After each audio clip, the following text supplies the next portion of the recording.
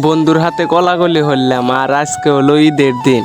আর সবাই ভিডিওটা দেখতে থাকেন, খুব মজা পাইবেন। হ্যালো গাইস, আসসালামু আলাইকুম। আশা করি সবাই ভালো আছেন। ইনশাল্লাহ আপনাদের দোয়াতে আমি অনেক ভালো আছি।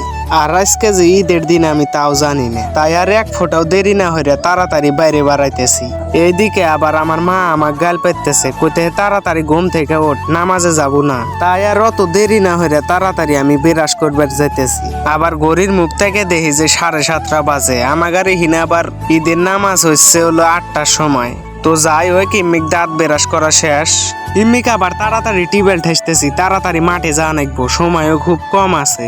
এখন আবার পানি তোলা শেষ, তাড়াতাড়ি ডুব দিয়ে মাঠে যা নাকবো। ওই যে দেখো ইমিক আবার নোটা খুঁজে পাইতেছিল।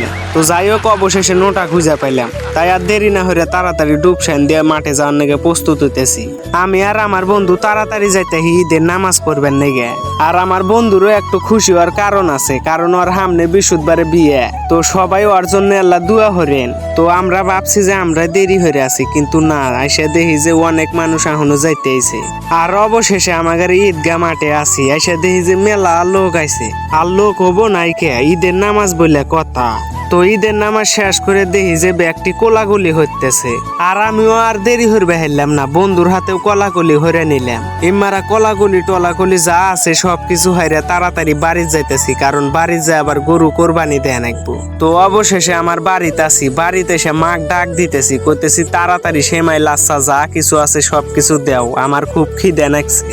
আর ঘরের মধ্যে এসে আর দেরি হইবে হেললাম না, শুরু করে দিলাম খাওয়া। তো যাই হোক আমি খুবই দুঃখিত, কারণ আপনাদের ফুল ভিডিও দিবার পারি নাই। আর আমি যে নতুন পেজ খুলছি আপনারা মনে হয় জানেন না, এই এডুই আমার নতুন পেজ, সবাই আল্লাহ ফলো হইরে দিয়েন। আর যদি আজকের ভিডিও আপনাদের ভালো লাগা থাকে তাহলে আল্লাহ শেয়ার হইরে দিবেন, লাইক না দিলেও চলবো, আল্লাহ শেয়ার হইরে দিয়েন। তো সবাই ভালো থাকবেন, সুস্থ থাকবেন। আসসালামু আলাইকুম, ঈদ মোবারক।